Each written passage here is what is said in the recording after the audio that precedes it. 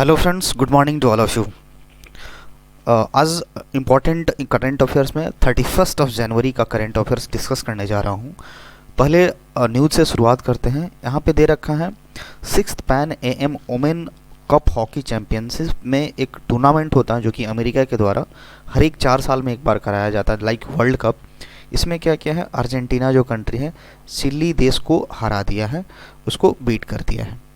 तो देखते हैं इसके बारे में और क्या डिटेल्स दे रखा है। अर्जेंटीना डिफीटेड चिली, ये 4-2 से इन्होंने डिफीट किया है चिली को। ये कौन सा सीजन था? 6th women's field hockey championship title था 2022 का।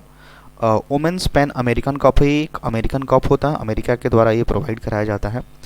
इसमें क्या है, ये क्वाड्रिनेरियल होता है, मतलब क्या होता है, 4 साल में एक बार होता है, इंटरनेशनल चैंपियनशिप होता है, जिसको अर्जेंटीना ने चिली कंट्री को 4-2 से हरा दिया है।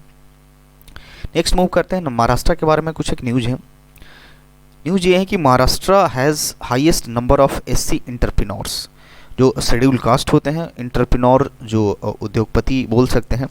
तो ये एक आंकड़ा आया है कि महाराष्ट्र गवर्नमेंट के पास सबसे ज़्यादा इंटरप्रेन्योर है, और इंटरप्रेन्योर में SC इंटरप्रेन्योर की संख्या हाईएस्ट है यहाँ पे।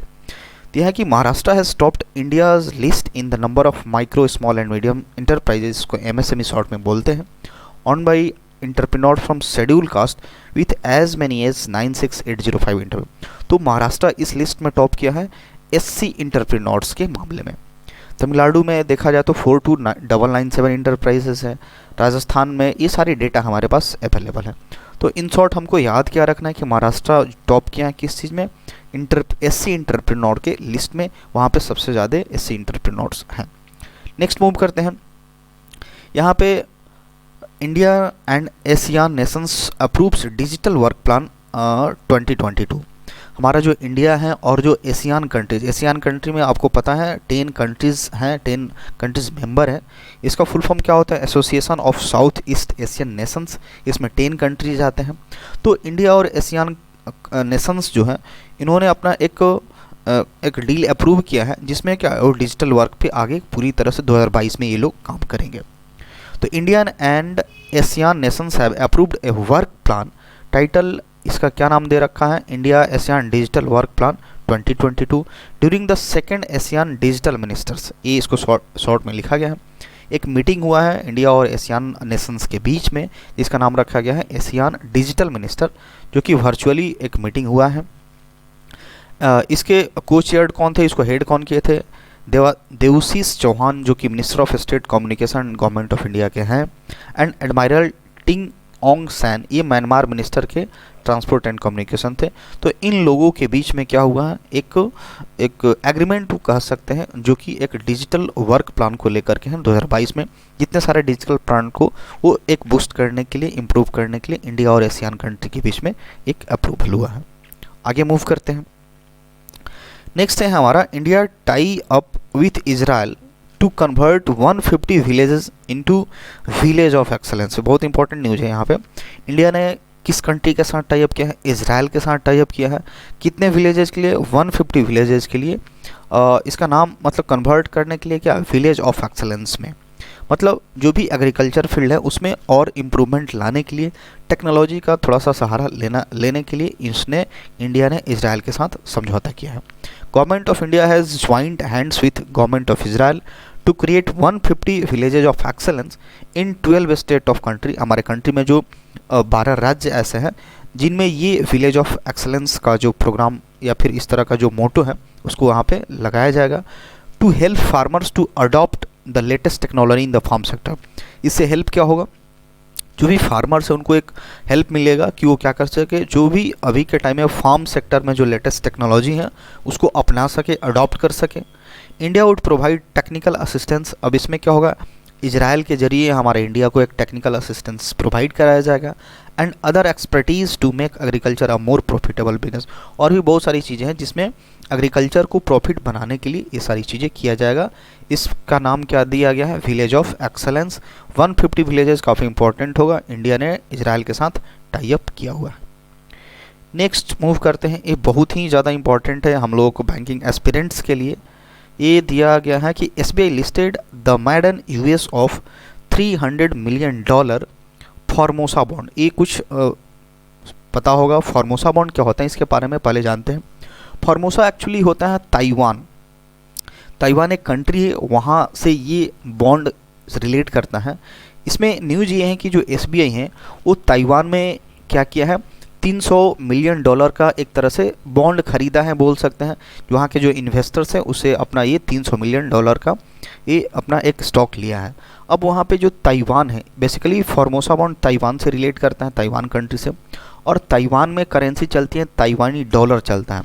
बट यहाँ से एसबीआई ने क्या किया है, उस देश की जो करेंसी है उसको डायरेक्टली नहीं लिया है, उसने किस रूप में हमें लिया है, वो डॉलर के रूप में लिया है, यानी $300 मिलियन लिया है, मार्केट से पैसा उठाया है। ये उसका पहली बार हुआ है, एसबीआई ने ऐसा पहली बार किया हुआ है फॉर्मोसा बॉन्ड में, जो ताइवान में है, ताइवान से रिलेट करता है, उससे ये पहली बार एसबीआई ने किया है। किसके जरिए, बेस्ड ऑन इंडियन एक्सचेंज करके जो होता है, जो क्रॉस बॉर्डर्स या इंटरनेशनल लेवल पे जो काम करता है, उसके जरिए एसबीआई ने फॉर्मोसा बॉन्ड से $300 मिलियन का एक स्टॉक खरीदा है या फिर मार्केट से पैसा बोरो किया है।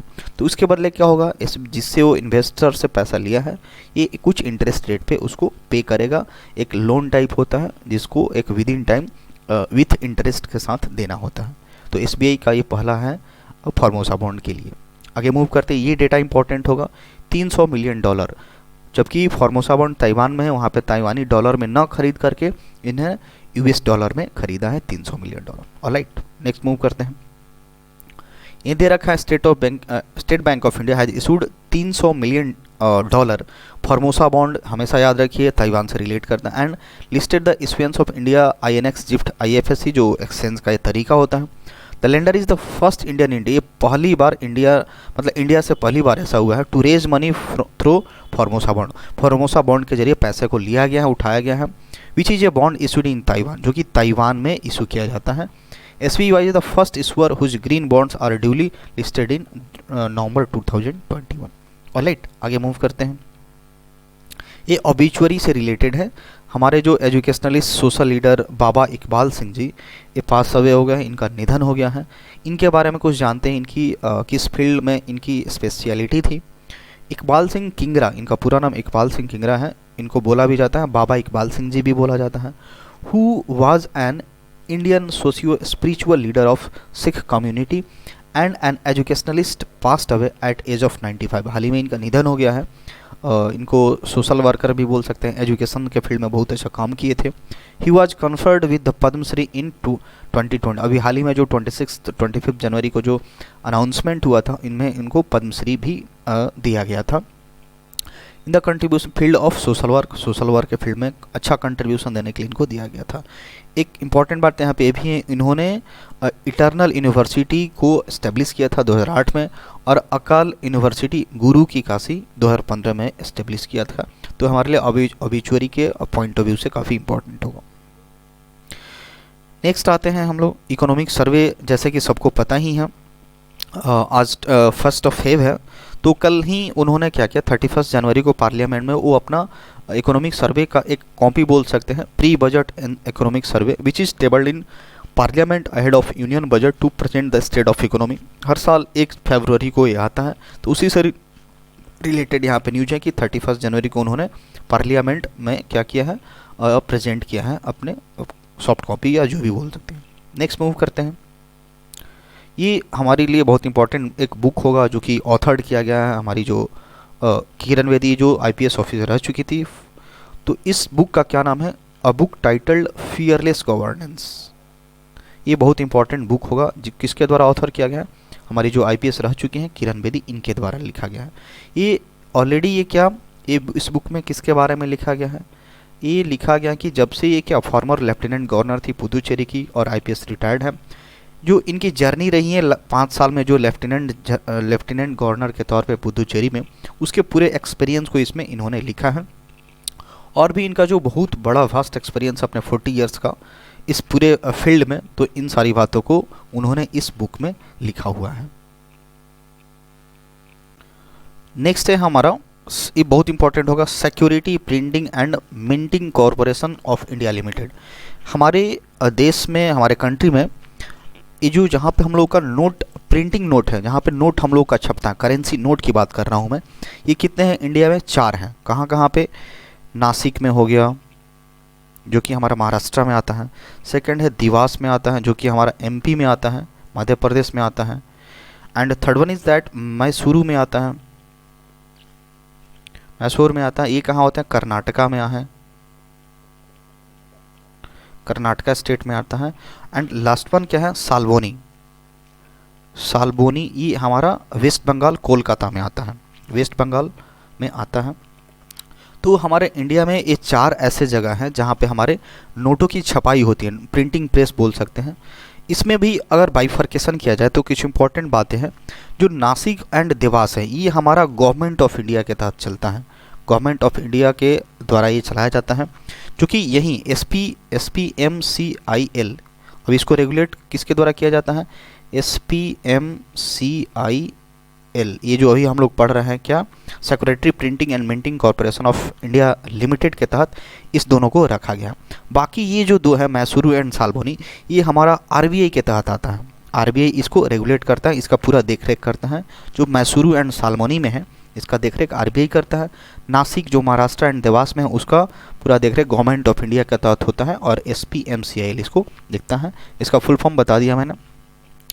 ये जो RBI होता है, इसको RBI के तहत जो मैसूरू एंड साल्बोनी होता है ये हमारा आता है BRBNMPL के तहत। इसका फुल फॉर्म होता है भारतीय रिजर्व बैंक नोट मुद्रण प्राइवेट लिमिटेड। तो ये अक्सर एग्जाम में पूछा जाता है कि जो हमारे 4 प्रिंटिंग प्रेस हैं नासिक, देवास, मैसूरू, साल्बोनी, ये किस तहत किसके अंतर्गत आते हैं? तो Nashik, Dewas government of India, Mysuru, Salboni reserve bank of India के तहत आते हैं।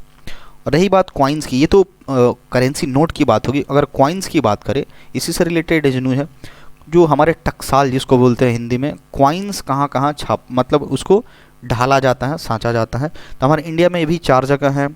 मुंबई है, मुंबई में है इसका, एंड कोलकाता है, कोलकाता में भी है, एंड हैदराबाद, हैदराबाद में है, एंड 4th है कि हमारा नोएडा में है। ये 4 जगह पे हमारा सिक्का को डाला जाता है, इसको टकसाल मिंट बोला जाता है, ठीक है। और वो होता है प्रिंटिंग प्रेस जहाँ पे करेंसी को बनाया जाता है। तो इसी से रिलेटेड एक न्यूज़ है, SPMCIL opens new bank note printing lines at Nashik. तो हमारा पहले से जो ऑलरेडी नासिक और देवास था वहाँ पे एक नया नोट प्रिंटिंग लाइन्स को ओपन किया गया है SMPCL के तहत, और कुछ में ये नहीं है। तो यहाँ पे ऑलरेडी दे रखा है, कितने हैं हमारे? 4 है। 4 printing presses for printing and supply of bank notes.